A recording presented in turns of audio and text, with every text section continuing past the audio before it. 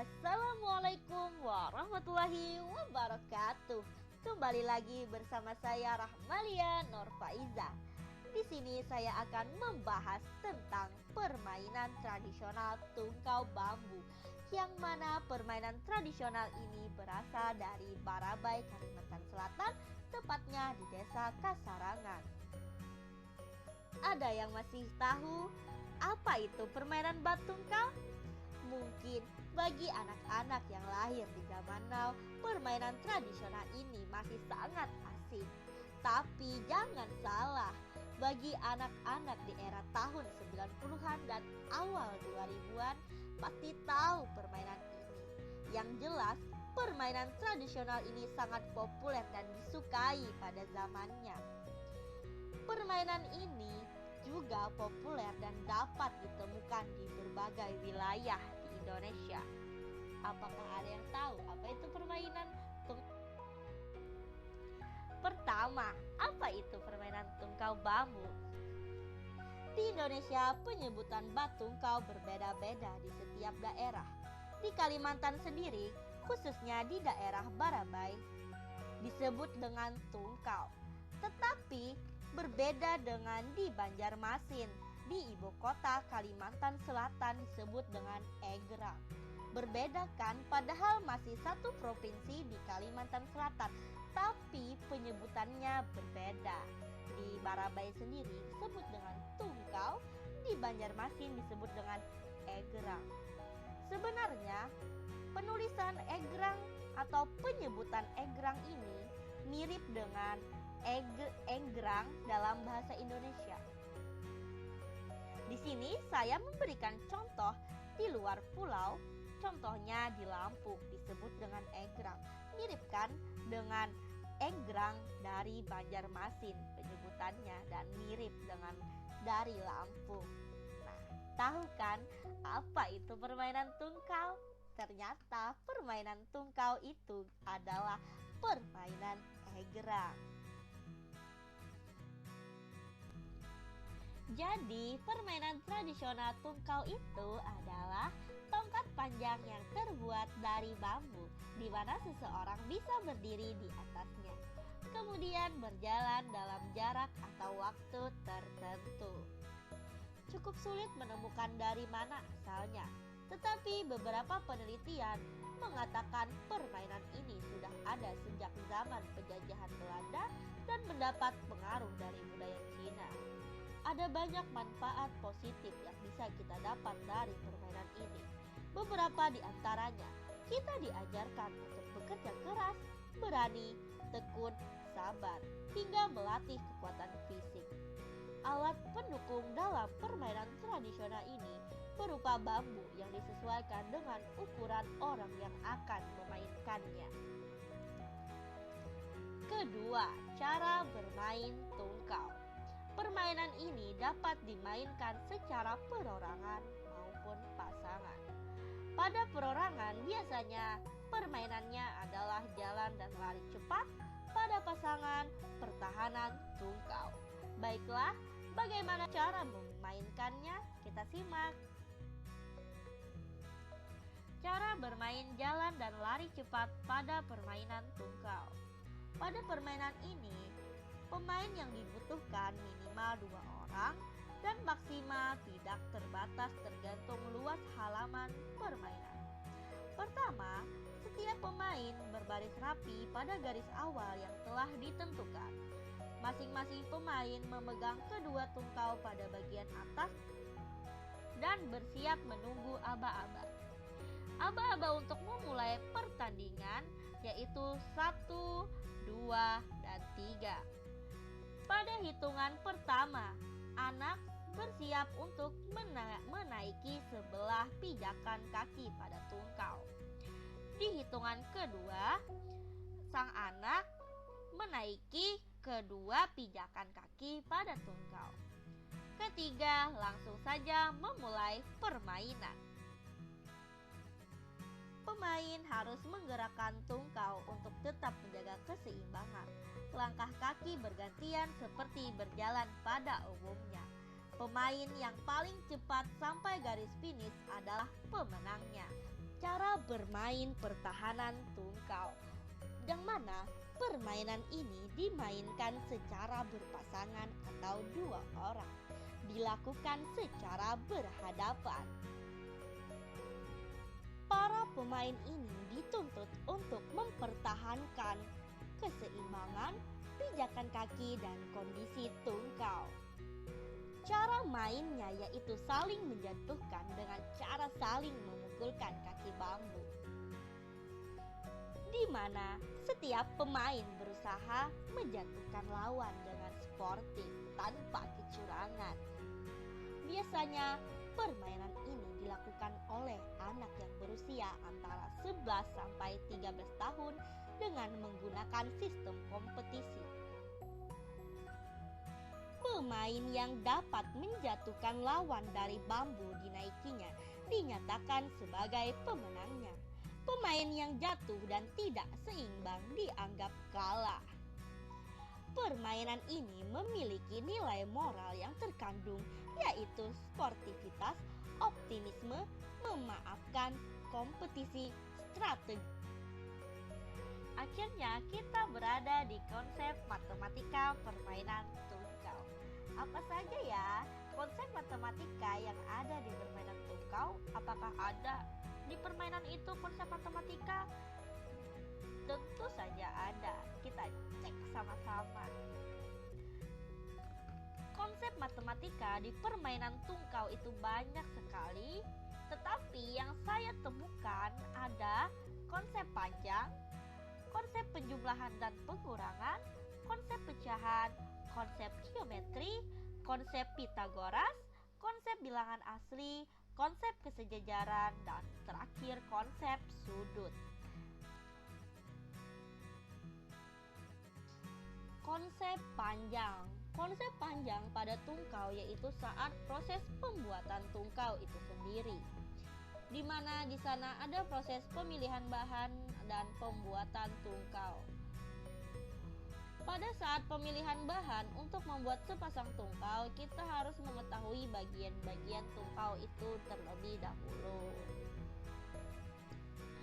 Ternyata untuk membuat tungkau kita memerlukan pegangan tangan, pijakan kaki, dan pasak penguat kaki. Ternyata dalam satu tungkau mempunyai panjang yang berbeda-beda tergantung siapa pemiliknya. Panjang untuk anak-anak antara 1 meter sampai 1,5 meter. Dan untuk orang dewasa antara 1,5 meter sampai 2,5 meter. Panjang pijakan kaki antara 20 cm sampai 30 cm. Dan meletakkan pijakan kaki itu antara 50 cm. Misal kita ingin membuat satu tungkau. Untuk membuat sepasang tungkau yang ukurannya 1,5 meter, kita membutuhkan 2 bambu dengan masing-masing panjangnya 1,5 meter, 2 bambu yang berukuran 2,5 cm untuk pijakan kaki, 2 bambu yang berukuran 30 cm untuk penguat kaki. Nah, disinilah konsep panjang bekerja. Berapa panjang bambu yang diperlukan untuk membuat sepasang tungkau tersebut? Berapa hayo untuk membuat sepasang tungkau kita memerlukan berapa panjang bambu, berapa meter bambu yang kita perlukan untuk membuat sepasang tungkau dengan ukuran 1,5 meter. Masih konsep panjang, tadi kan kita ingin membuat sepasang tungkau dengan ukuran 1,5 meter. Berapa meter panjang bambu yang kita perlukan untuk membuat sepasang tungkau tersebut? Nah, di sini konsep penjumlahanlah yang dapat kita gunakan, yaitu 2 bambu dengan masing-masing panjang 1,5 meter. Langsung saja 1,5 meter tambah 1,5 meter. Terus 2 bambu yang berukuran 25 cm untuk pijakan kaki. Nah, kita ingat, kalian ingat nggak dengan dengan tangga ini? Kilometer, hektometer, dekameter, meter, desimeter, sentimeter, dan milimeter. Nah, di sini ada 25 cm, sedangkan kita kita mencari meter. Jadi 25 cm naik 2 tingkat dibagi dengan 100, jadi 0,25 meter. Jadi langsung saja kita tambahkan 0,25 meter tambah 0,25 meter. Sama saja halnya dengan ini, dua bambu yang berukuran 30 cm untuk penguat kaki, yaitu 30 cm dibagi 100 sama dengan 0,3 meter. Langsung saja kita tambahkan. 3 tambah 0,25 tambah 0,25 itu menjadi 0,5. 0,3 tambah 0,3 menjadi 0,6. Kita tambahkan saja langsung. 3 tambah 0,5 tambah 0,4 menjadi 4,1 meter. Jadi panjang bambu yang diperlukan untuk membuat sepasang tungkal tersebut adalah 4,1 meter. Tanpa kita ketahui di sini konsep panjang terpakai dan konsep penjumlahan juga terpakai. Selanjutnya, konsep pecahan.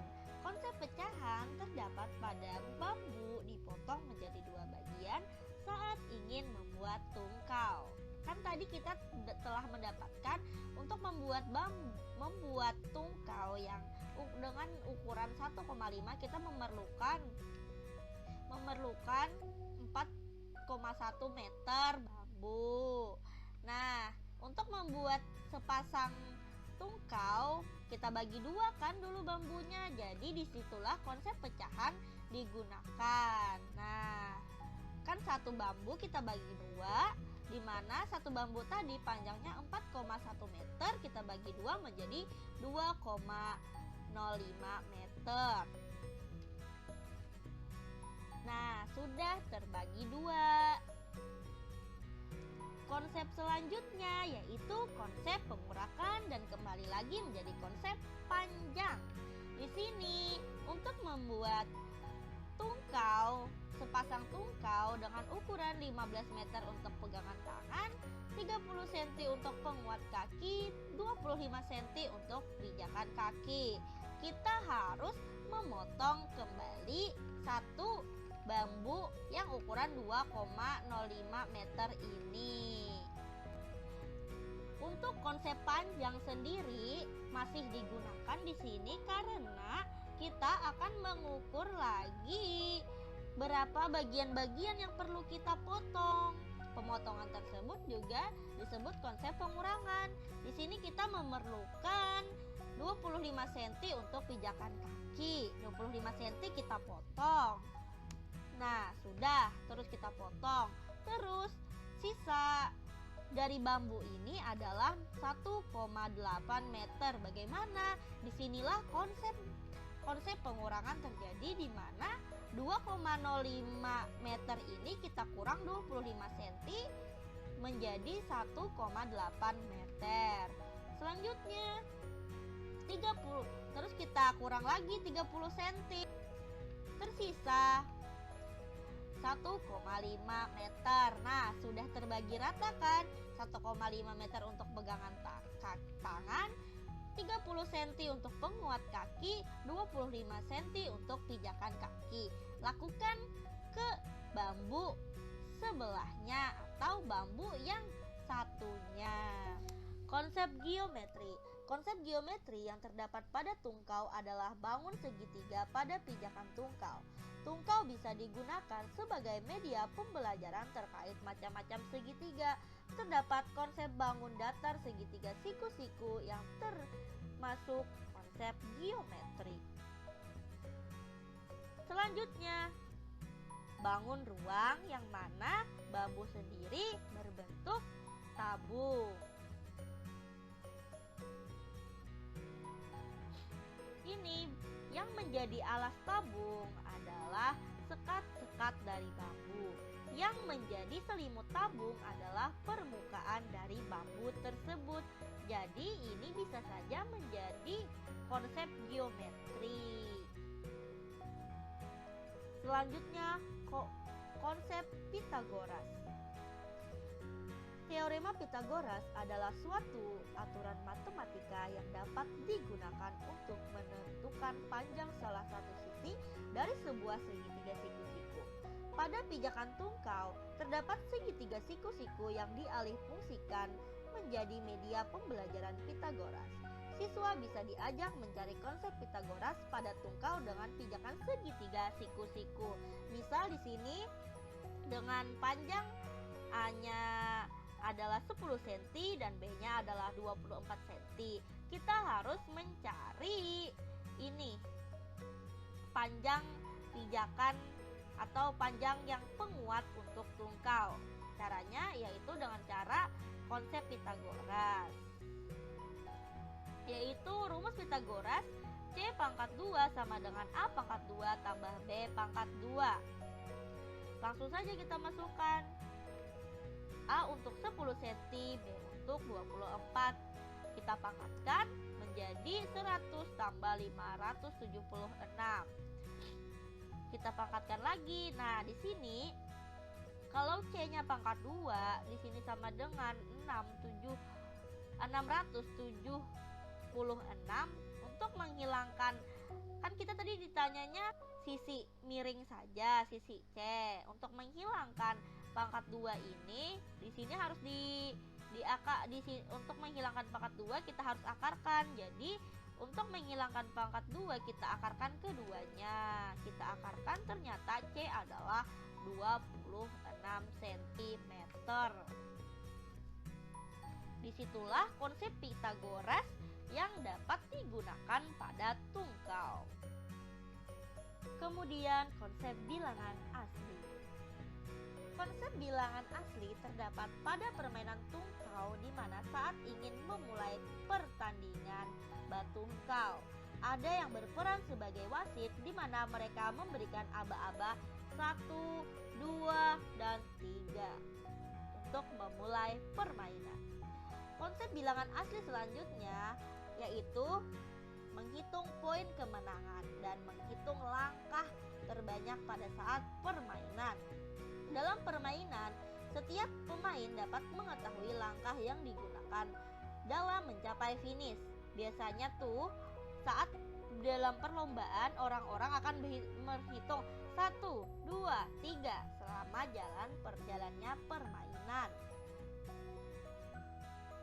Nah, konsep bilangan asli sendiri, bilangan asli dulu kita ketahui bersama yaitu bilangan yang lebih dari 0, yaitu bilangan 1, 2, 3, 4, dan 5 dan seterusnya.